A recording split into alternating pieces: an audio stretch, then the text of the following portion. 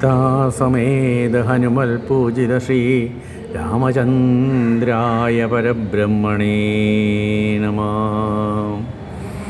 രാമ രാമ രാമ രാജാതിരാമ രഘുരാമ രാമ രാമ ജയദാശരഥേ രാമ. ശ്രീരാമൻ എന്ന് പറയുമ്പോൾ സൂര്യവംശത്തിൽ അവതരിച്ച ദശരഥ നന്ദനൻ എന്നാണ് പറയപ്പെടുന്നത്. പക്ഷേ ദശരഥന് ഈ രാമനെ കിട്ടിയത് പുത്രകാമേഷ്ടി യാഗം നടത്തിയ ഋഷിശൃംഗൻ്റെ വരദാനം. ആ യാഗത്തിൽ കിട്ടിയ ദേവനിർമ്മിതമായ അഗ്നിദേവൻ കൊടുക്കുന്ന പായസത്തിൽ നിന്നാണ് രാമൻ്റെയും ബാക്കി അനുജന്മാരുടെ അവതാരം. അപ്പോൾ ഈ അവതാര സമയത്ത് ഇങ്ങനെ വന്നതുകൊണ്ട് ലോകത്തിലൊരു പ്രചാരമുണ്ടായി. എന്താണ് ഋഷിശൃംഗ മഹർഷിക്കുള്ളൊരു പ്രത്യേകത എന്ന് പറഞ്ഞാൽ അദ്ദേഹത്തിൻ്റെ ശിരസിലായിട്ടൊരു കൊമ്പുണ്ട്.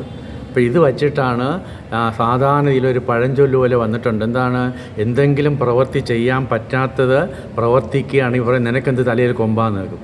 അപ്പോൾ ഈ ഋഷിശൃംഗൻ്റെ ആ ഒരു രൂപമാണ് പറയണത്. അപ്പോൾ ഇങ്ങനെ ഈ പായസം വന്ന് പായസം കൊടുത്തപ്പോൾ 3 ഭാര്യമാർക്കുമായിട്ട് പങ്കിട്ട് കൊടുത്തു. അവരിൽ ആ പായസം കഴിച്ചിട്ട് അവർ ആ പാത്രം അവിടെ അടുത്ത് ഒരു അലമാര പോലെയുണ്ട്, അതിൻ്റെ അവിടെ വച്ചു. ജന്നലും അലമാര അവിടെ വച്ചിട്ട് അവരൊക്കെ അങ്ങ് പോയി കഴിഞ്ഞപ്പോഴത്തേക്ക് അവർ അവർ നോക്കിയപ്പോൾ എന്താണ്, ഒരു കഴുക് വന്ന് ഈ പാത്രത്തിനെടുത്തുകൊണ്ട് പോയി. ഈ പായസത്തിൽ മിച്ചമിരുന്ന പാത്രം കുറച്ച് മിച്ചം ഉണ്ടായിരുന്നു, അതിനെടുത്തുകൊണ്ട് പോയി. ആ കഴുക് കൊണ്ട് അത് കഴിക്കുകയും അതിന് കിട്ടിയതാണ്, ആ കഴുകിൽ ജനിച്ചതാണ് ജടായുവും സമ്പാദി എന്നുള്ളത്.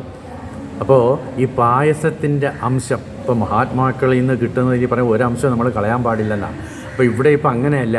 ആ ഒരു ചെറിയൊരു അംശം ഇരുന്നത് കഴിച്ചു കഴിഞ്ഞപ്പോൾ ആ കഴുകിന് 2 കുഞ്ഞുങ്ങളെ കിട്ടി.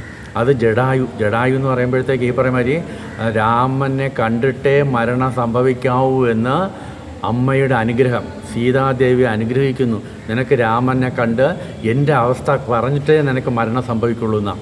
അങ്ങനെയുള്ള ആ ജടായു. അപ്പോൾ ആ ജടായുവിനാണ് രാമൻ സീതയെ അന്വേഷിച്ച് വരുന്ന സമയത്ത് ജടായുവിനെ കാണുകയും അപ്പോൾ ലക്ഷ്മണത്ത് പറയുന്നത് ഇവിടെ തേരും ഇതൊക്കെ പൊടിഞ്ഞു കിടക്കുന്നു. അപ്പോൾ ഏതോ രാക്ഷസൻ കൊണ്ടുപോയി ഇവിടെ എന്തോ ആക്രമണം നടന്നിരിക്കുന്നു എന്ന് പറയുമ്പോഴാണ് ജടായുവിനെ കാണുന്നത്. ഒരുത്തൻ രാക്ഷസൻ കിടക്കണം, ഇവനെ തന്നെ നമുക്ക് കൊല്ലാം എന്ന് പറയുമ്പോഴത്തേക്ക് പറയും അത് ഞാൻ വധ്യനല്ല, എന്നെ കൊല്ലരുത്.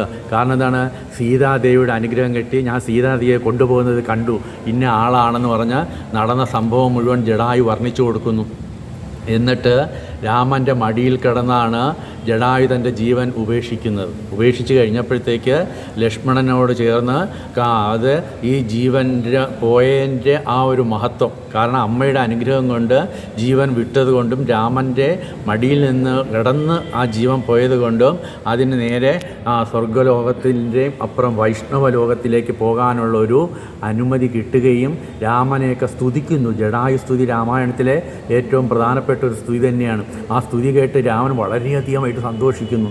കാരണം ഇത്രത്തോളം പാണ്ഡിത്യം ഈ പറയുമാതിരി ഇപ്പോൾ രാമായണത്തിൽ ഒന്നിനെയും വിടുന്നില്ല, പ്രകൃതിയിലെ എല്ലാ രാമായണത്തിൽ പങ്കുചേരുന്നുണ്ട്. അപ്പോൾ ഈ പറയുമാതിരി ഈ പക്ഷിരാജനായ ഈ ജടായുവിൻ്റെ സ്തുതി ഏറ്റവും വളരെ പ്രാധാന്യം. അത് ദിവസവും ജപിക്കുകയാണെങ്കിൽ ഈ പറയുമ്പോൾ രാമപദം വളരെ എളുപ്പത്തിൽ നമുക്ക് നേടാൻ സാധിക്കുന്ന ഒന്നാണ്. പിന്നെ ഇതിൽ വേറൊന്ന് പറയുന്നത്, ഈ രാമനും ജടായുമായിട്ടുള്ള ഈ ഒരു ബന്ധം എന്ന് പറയുന്നത് ഈ ദേവദത്തമായ പായസത്തിൽ നിന്ന് കിട്ടിയ ആ ഒരു ബന്ധവും കൂടെ ഉണ്ട്. അപ്പോൾ അങ്ങനെ നോക്കുമ്പോൾ മഹാത്മാക്കളുടെ അനുഗ്രഹമാണ് രാമദർശനം നമുക്ക് തരുന്നത്. മഹാത്മാക്കൾ എന്ത് പറഞ്ഞാലും അത് അതുപോലെ നടക്കും എന്ന് രാമായണം തെളിയിച്ചു തരുന്നു. അങ്ങനെ ആ രാമസായുജ്യം നേടിയ ജടായുവിന് ഇവർ സംസ്കാരം ചെയ്യുന്നു. എല്ലാ ശരീരം മുഴുവൻ അവർ കാഷ്ടങ്ങൾ, അതായത് തടികളൊക്കെ കൊണ്ടുവച്ച് ശവസംസ്കാരം ചെയ്യുകയും എന്നിട്ട് അതിനുവേണ്ടി ഉദകക്രിയകൾ ചെയ്യുകയും ചെയ്യുന്നു ശ്രീരാമൻ.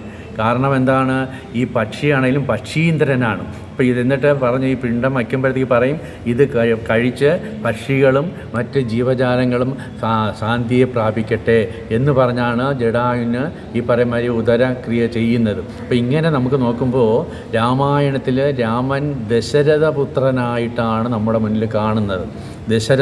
പുത്രൻ ദശരഥ തനയനാണ്. അവിടെ നമ്മളെ പഠിപ്പിക്കുന്നത് എന്താണ്? പിതൃവാക്യ പരിപാലനം.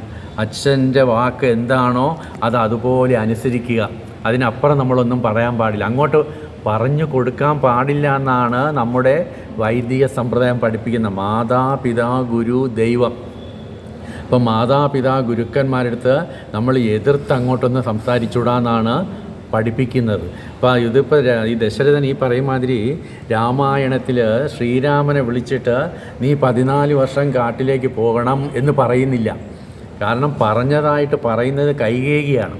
അപ്പോൾ പിതാവ് പറഞ്ഞു എന്ന് പറഞ്ഞ ആ ഒരു കേട്ട് കഴിഞ്ഞപ്പോൾ തന്നെ അതൊരു തൻ്റെ പിതൃവാക്യ പരിപാലനമാക്കി തീർത്ത ആ ശ്രീരാമൻ്റെ പിതാവിനോടുള്ള ആദരവ്, ബഹുമാനം. അപ്പോൾ രാമായണം വായിക്കുന്ന നമുക്കും ഇത് നമ്മൾ പരിപാലിക്കേണ്ടതാണ്. രാമൻ്റെ രാജ്യം, രാമൻ കാണിച്ചു തന്ന മാർഗം ഇത് തന്നെയാണ്. അപ്പോൾ ഈ നമ്മുടെ മൂത്ത ആളുകളെപ്പോലും അതുപോലെയാണ്. മൂത്ത ആളുകളെ, അതാണ് ലക്ഷ്മണത്ത് പറയണേ, എന്താണ്? രാമം ദശരഥം വേത്തീന. അപ്പോൾ നീ കൂടെ കാട്ടിലേക്ക് പോകുമ്പോൾ ശ്രീരാമചന്ദ്രനെ അച്ഛനെപ്പോലെ കരുതുക. എന്ന് വെച്ചാൽ രാമൻ പറയുന്ന വാക്യങ്ങൾ അതുപോലെ അനുസരിക്കുക. അങ്ങനെ രാമായണം നമ്മളെ പഠിപ്പിക്കുന്നത് മഹത്തായ ഗുരുനാഥന്മാരുടെയും മഹാത്മാക്കളുടെയും വാക്കുകളെ പൂർണ്ണമാക്കാനാണ്. ഈ ലോകത്തിൽ ദൈവം പോലും അവതരിച്ച് നമുക്ക് പഠിപ്പിച്ച് തരുന്നതായിട്ടുള്ള മഹത്വം. രാമ രാമ രാമ രാജാതിരാമ രഘുവീര രാമ ദാശരഥേ രാമ രാമ രാമ രാമ.